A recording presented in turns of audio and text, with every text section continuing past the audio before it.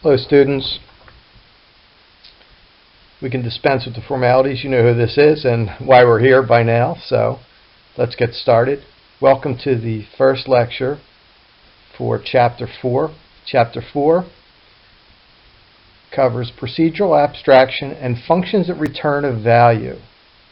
We will cover the first 3 sections of Chapter 4 in this audio lecture. Actually, 4.3, Programmer-Defined Functions, is such an important topic that we will finish this lecture with 4.3, and then we will review and finish 4.3 in the beginning of the next lecture, which is Part 2 of Chapter 4. So let's get started. The first section in Chapter 4, Section 4.1, deals with top-down design, which is a framework or a strategy for building programs that we will cover in depth. When you write a program for any programming language, you develop the algorithm that the program will use. And then you translate the algorithm into the programming language, sometimes using pseudocode in the algorithm phase. Top-down design, which is also called stepwise refinement, goes a step further as far as detailing. You break the algorithm into subtasks. You break each subtask into smaller subtasks, and eventually the smaller subtasks are trivial to implement in the programming language. Trivial meaning easy to implement in the programming language.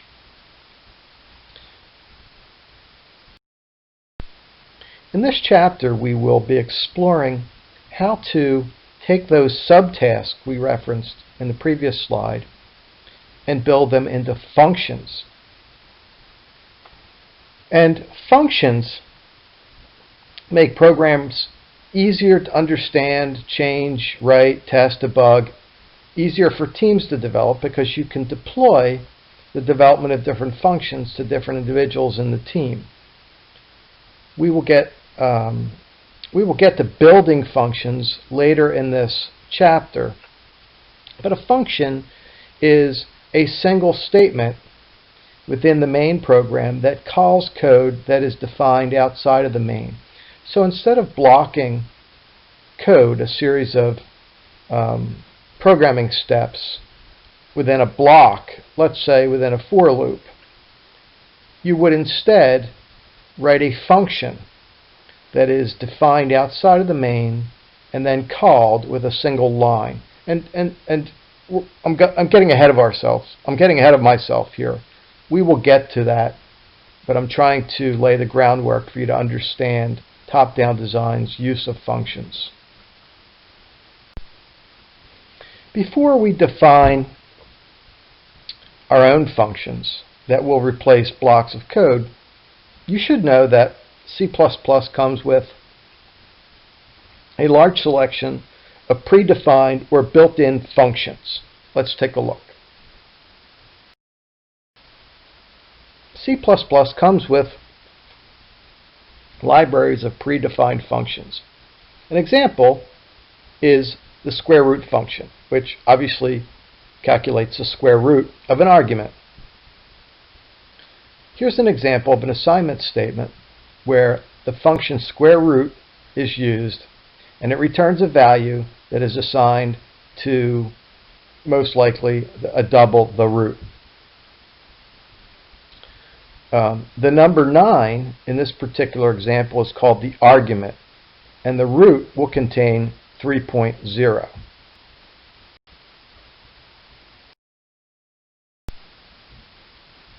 Square root 9 is called a function call. It invokes or sets in action a square root function, which is predefined. The argument 9 can also be a variable or an expression. A function call can be used like any expression. Here's an example.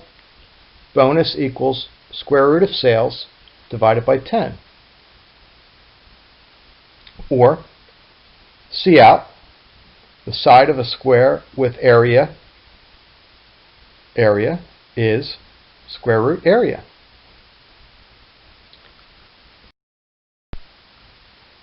Here we have display 4.1 from your textbook. It's a fully developed program with a function call to the function square root. And you could see it's in, I guess that's light blue, length side equals square root of area. Notice we have a new include statement, CMath. CMath is the library that contains the definition of the function square root and various other mathematical functions that we'll cover later. In order for us to be able to call square root, we have to include the CMath library as an include statement at the beginning of the program, just as we've been including IOStream to include the definitions of CIN and COUT.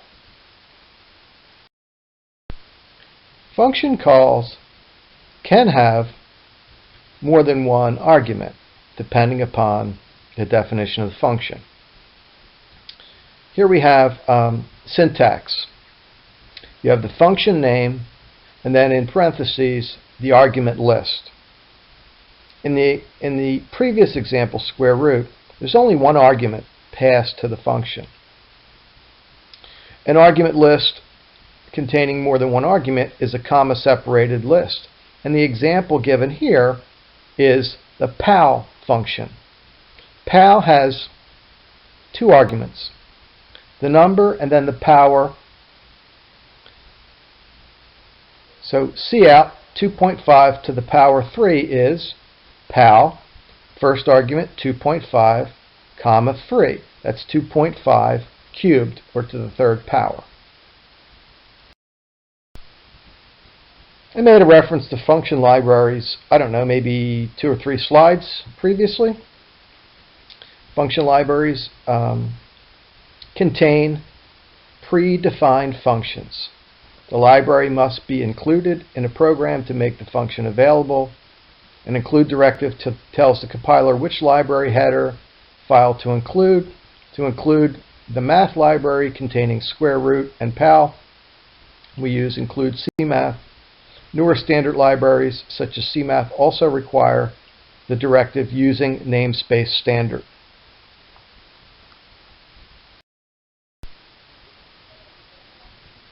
Here are 2 examples of other predefined functions. ABS returns the absolute value of an integer. It's found in the C standard library. FABSX is a double value that returns the absolute value of an argument x, but it returns a double, versus ABSX returns an int value. I think it's odd that ABS is in the C standard library, yet FABS is in CMath. Go figure. I didn't write the compiler. I'm just teaching you how to use it. Here we have display 4.2 from your textbook, which shows a list of predefined functions that you may frequently need to use. Got square root PAL from CMath, ABS, LABS from C standard library, and then FABS from CMath. I don't know what to say. That's a little bit strange, but that's where they are. Ceil is used for rounding up a double, and floor is used for rounding down a double. And you have examples of each one and the value that would return, and obviously the library header, the include statement that you would need at the beginning of the program to be able to use that predefined function. In every programming class I've ever taken, an instructor discussed random number generators. In essence, there is no true random number generator. that uses a computer, because there is some sort of pattern, but it is a pseudo random number in that it is pretty extensive in the calculation it uses to try to generate random numbers, and therefore it is rather useful. The rand function returns a random integer that is greater than or equal to 0 and less than rand max. You use the percent and plus operators along with the rand function to scale to the number range you want. For example, v1 equals rand percent 100. v1 will hold a random number in the range of 0 to 99. If you use that same line of code, but you add a +1 at the end, v2 is in the range of 1 to 100. If you want to go 1985 to 30 years after that, you use the third example. Here's an example to get a random number from 1 to 6 to simulate rolling a 6-sided dice or die. Int die equals rand percent 6 plus 1.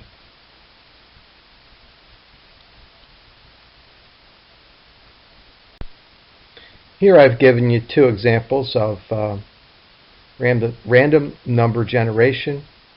Can you simulate rolling 2 dice? Sure. You just have die 1 and die 2. Because they are 6-sided, you would have the same exact equation for each one. And can you generate a random number where x is greater than 10 and less than 21? Well, then you would use 20 and 11. Greater than 10 and less than 21 would be 11 to 20.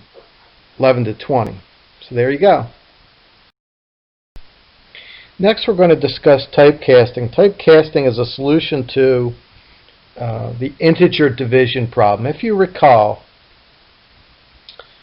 if you divide an int by an int, even if you're assigning the result to a double, you're going to get an int. Here's the example. Double candy per person is declared, and you've got an int total candy 9 and an int number of people 4. Candy per person equals total candy divided by number of people. Candy per person equals 2, not 2.25 as logic would dictate. Because you're dividing an int by an int, it's going to assign an int to candy per person. So a typecast produces a value of one type from another type. Here's an example. Static cast and then double total candy produces a double representing integer value of total candy.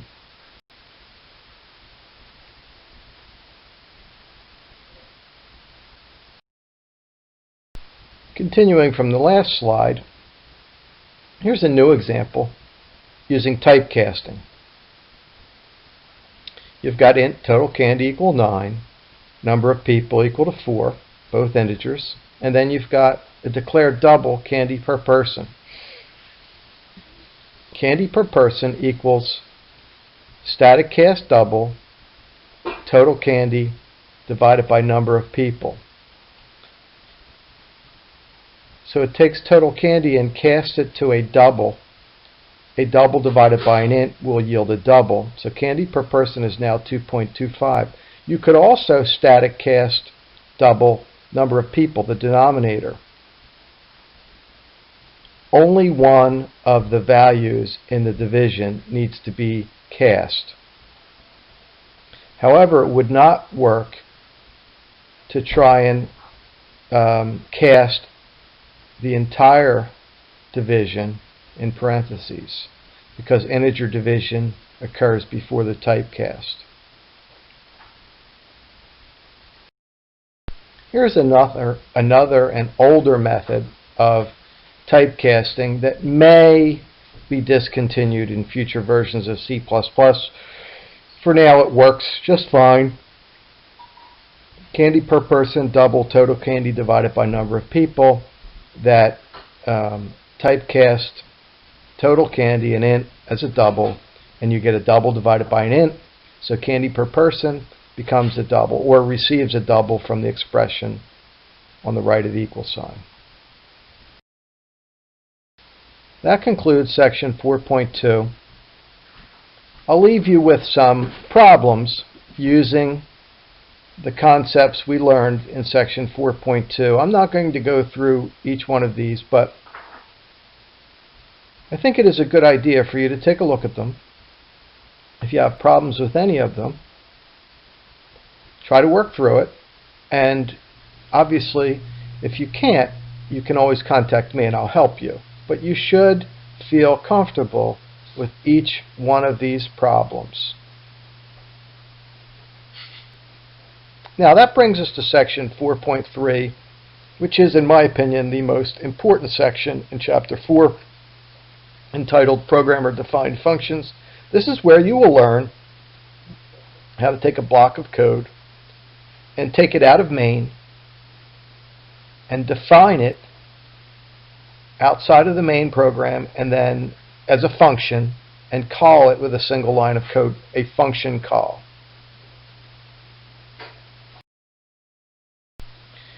In order for you to define a function that you can call over and over from main, there are two necessary components. The function declaration, often referred to as the function prototype, and then the actual function definition. The function declaration shows how the function is called, and it must appear in the code before the function can be called. Here's the syntax: the type returned, the value returned by the function name, and then the parameter list. And it is good practice to include a comment describing what the function does. When looking at your function declaration, I should know exactly what the function does, what it returns, and what the parameters needed, or what arguments needed to be passed to the function. The function definition is the actual code. The body of the function describes how the function performs its task. It can appear before or after the function is called, and the syntax is the type returned, the function name, the parameter list. Notice no semicolon, then open bracket, and then the code, the block of code to make the function work, in a closed bracket. The first line is slightly different in that than the function declaration, in that it doesn't have the semicolon. The function declaration tells the return type, tells the name of the function, tells how many arguments are needed, and what data types the arguments are, tells the formal parameter names.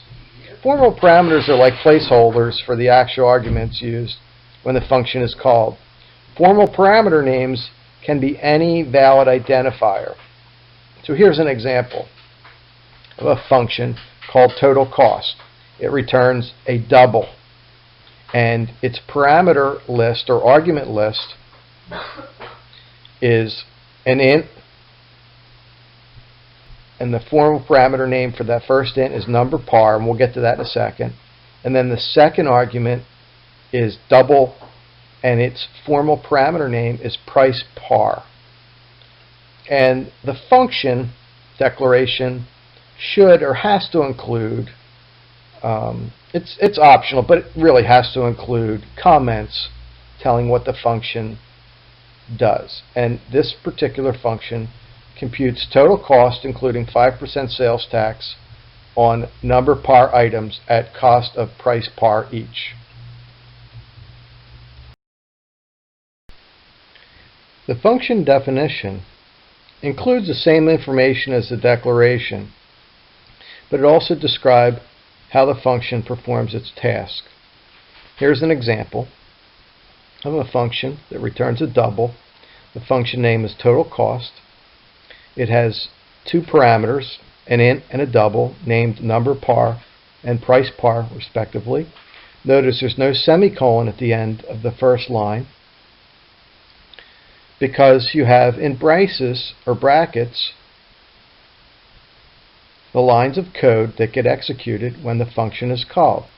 The return statement returns the double to the line that the function was called on. And we'll see more on that upcoming. See, I promised more on the return statement. The return statement is the end of the function call, and it returns the value calculated by the function. Its syntax is really simple: return, and then the expression it returns. The expression performs the calculation, or the expression is a variable containing the calculated value. Here's a sample or an example of a return statement. Return subtotal plus subtotal times tax rate.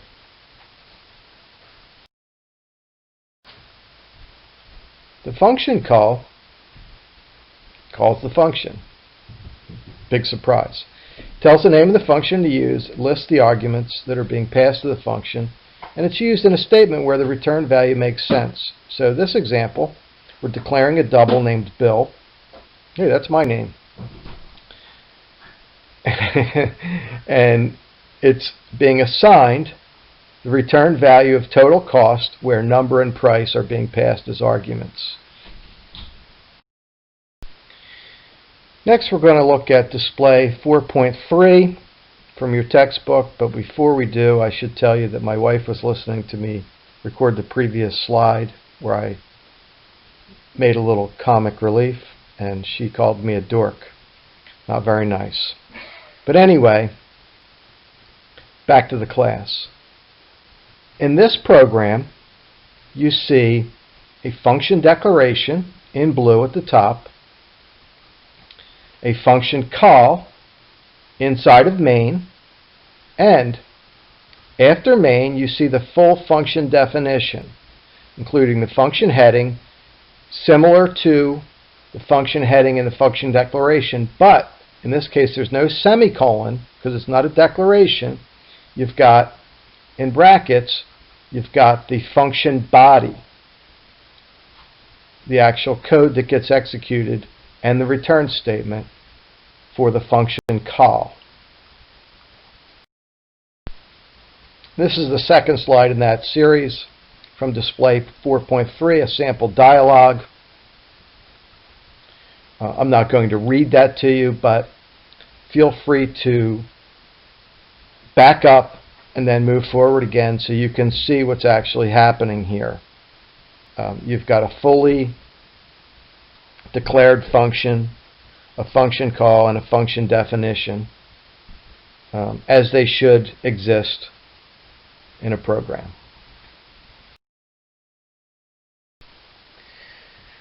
You've probably noticed in the function declaration, each argument has a name, say int var1 as the first argument.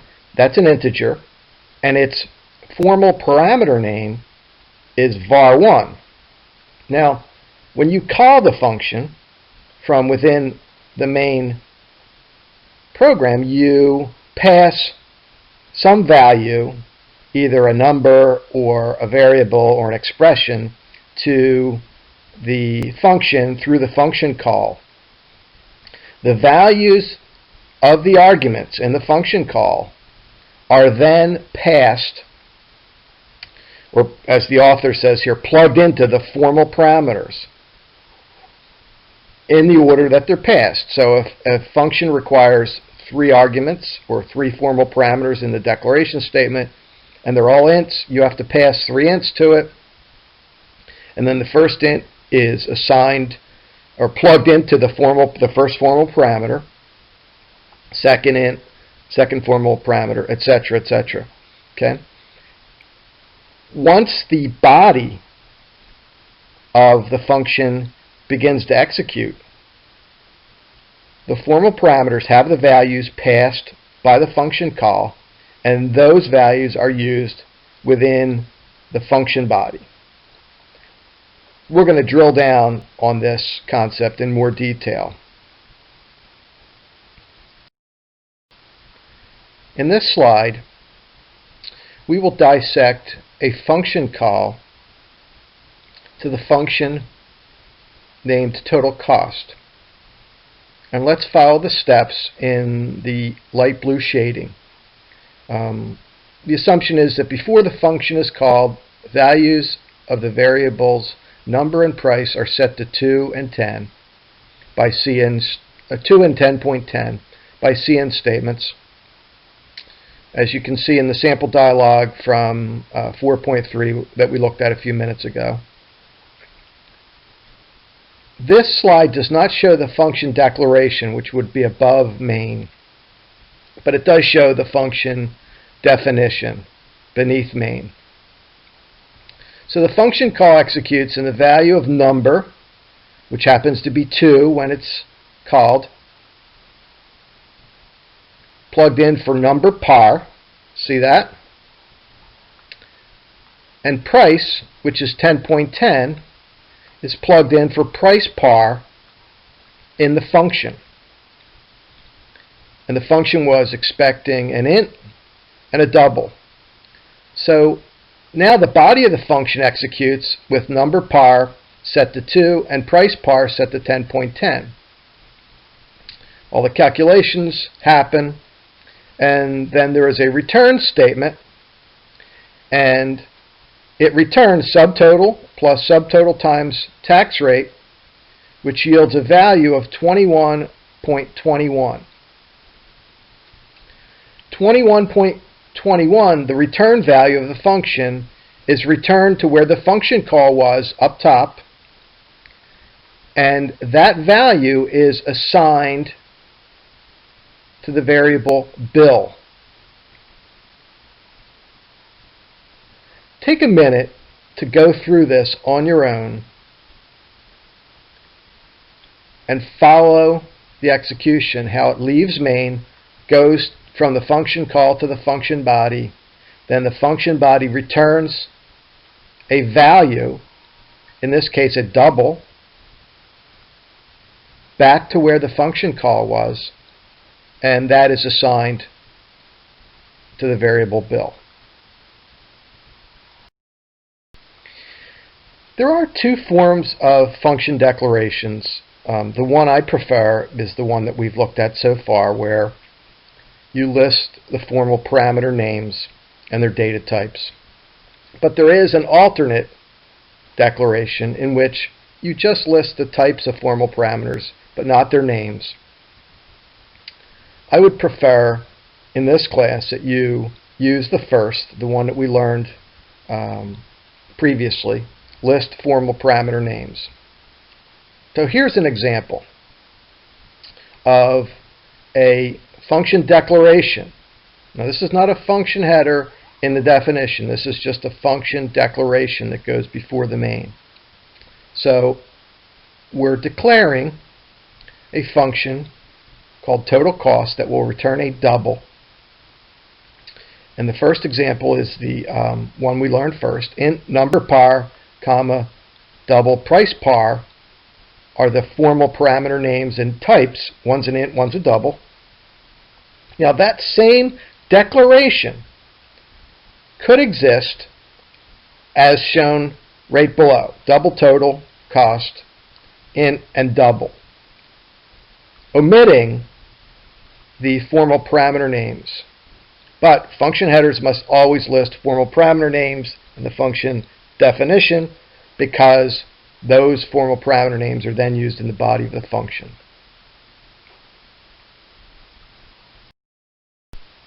You, the programmer, must make sure that the order of arguments passed by a function call match the order of arguments in the function declaration and definition. The compiler will check that the types of the arguments, the data types, are correct and in the correct sequence. However, the compiler cannot check that arguments are in the correct logical order. So, given the function declaration, char grade, int received par, and int min score, produces a faulty result because the arguments are not in the correct logical order. In the cout statement listed here.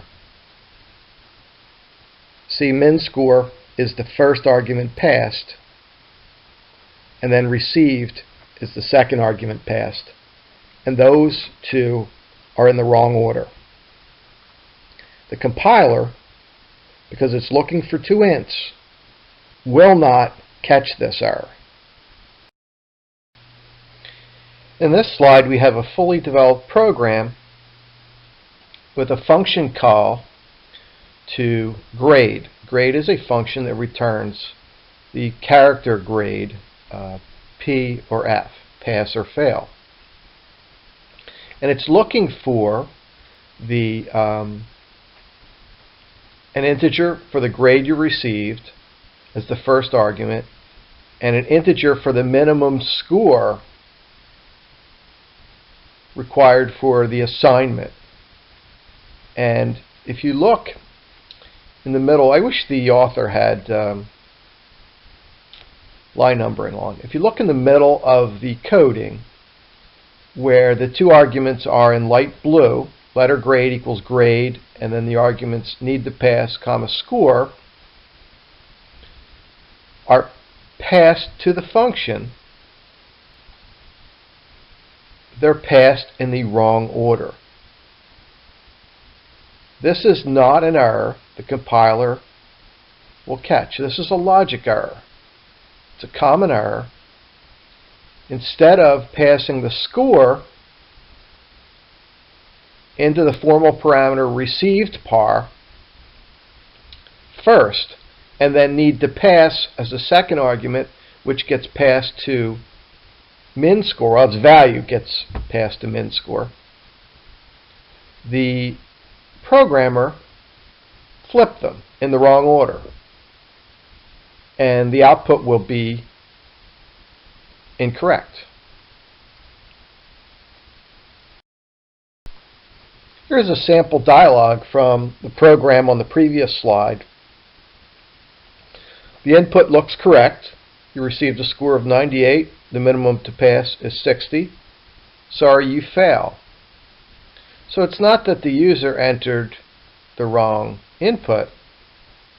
It's that the program passed the wrong values to the formal parameters. It is a logic error that must be corrected and will not be caught by the compiler. So be conscious of the order in which the values, arguments get passed to the formal parameters.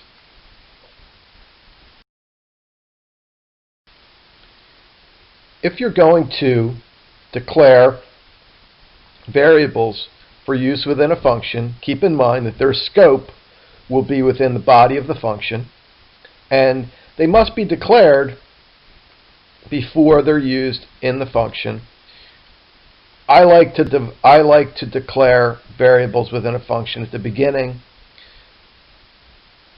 but that's not a rule.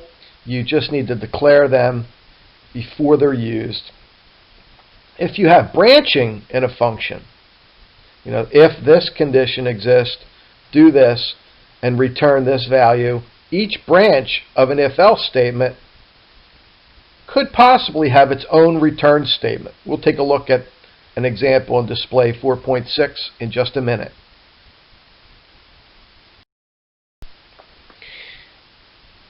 Before you can call a function in the main program,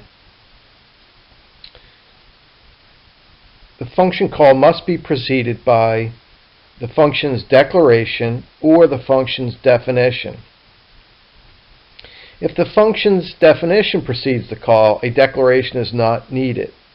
However, by placing just the function declaration before the main function and the function definition after the main function leads to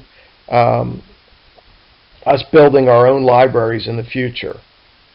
And it's a good practice. So the declaration, in this class, I want you to put the declaration before main and the definition after main.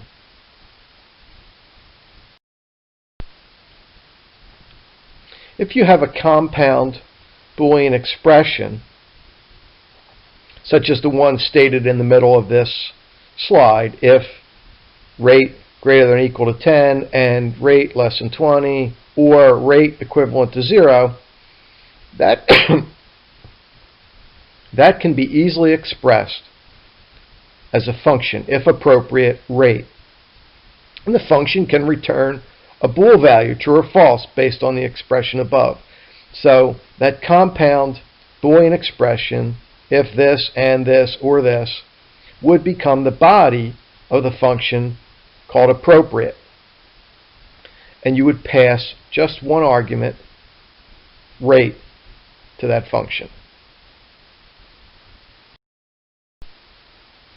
Continuing on the thought presented in the previous slide,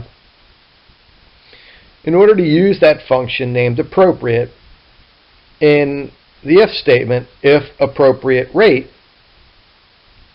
could be defined as, or the function appropriate could be defined as bool, the type it will return, appropriate, it needs one argument, one parameter, int rate, and then the body becomes return and the compound Boolean expression, rate greater than or equal to 10 and rate less than 20, or rate equivalent to 0.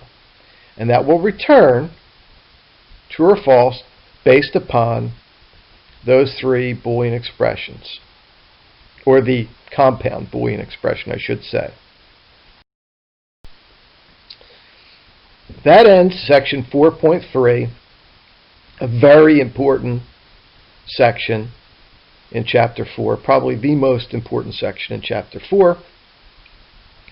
Here are some outcomes that you should be able to solve, or questions that you should be able to answer. I'd like you to read these and contemplate the answers, and of course, if you have any questions, contact me and I'll help you. Thank you.